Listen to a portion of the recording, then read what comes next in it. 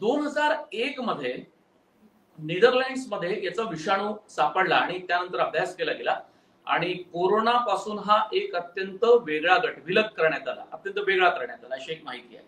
पण खूप चीन, जपान, अमेरिका, कॅनडामध्ये सुद्धा रुग्ण आढळले. आंतरराष्ट्रीय स्तरावर काय परिस्थिती आहे? केवळ आताच हा विषाणू सापडला की या अगोदर वेगवेगळ्या देशांमध्ये जी माहिती उपलब्ध होते, वाचायला मिळते, तसे वेगवेगळ्या देशांमध्ये हा सापडला, तेव्हा नेमकं काय झालं? म्हणजे अगदी बरोबर आहे. 2001 मध्ये हा विषाणू शास्त्रीय दृष्ट्या किंवा वैद्यकशास्त्रीय दृष्ट्या तो वेगळा करून त्याचे गुणधर्म तपासता आले, म्हणजे त्याला आयसोलेट केला गेला.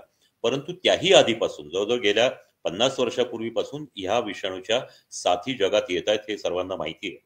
2001 नंतर सुद्धा 2017-18 मध्ये चीनमध्ये याच्या मोठी साथ आली होती. त्याच सुमारास जपानमध्ये याची साथ आली होती.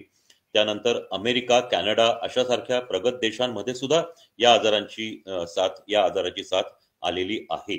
फक्त महत्वाची गोष्ट अशी की भारतामध्ये भारतीय तज्ज्ञांच्या काही डॉक्टरांच्या मते भारतातही दरवर्षी या प्रकारचे रुग्ण आढळतात.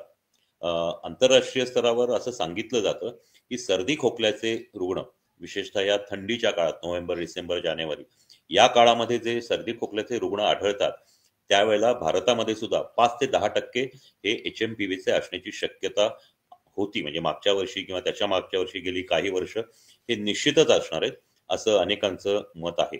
फक्त त्याची तपासणी ही कधी केली गेली नाही किंवा तशी करण्याची आवश्यकता भासली नाही आणि तो या प्रमाणात खूप मोठ्या प्रमाणात अशी त्याला फ्लू लाईक सिम्पटम्स म्हणतात, म्हणजे सर्दी, खोकला, ताप, नाक गळणं ही अशी फ्लू लाईक सिम्पटम्स असलेले आजार आपल्याकडं फार त्याचं महत्व ठेवलं जात नाही आणि त्यामुळं त्याच्या तपासण्या होत नाही. त्यामुळं हा विषाणू भारतात केव्हा सापडला ते आपल्याला सांगता येणार नाही किंवा आतापर्यंत त्या पद्धतीने कधी उपचार झाले नाही किंवा निदान करण्याची वेळही आली.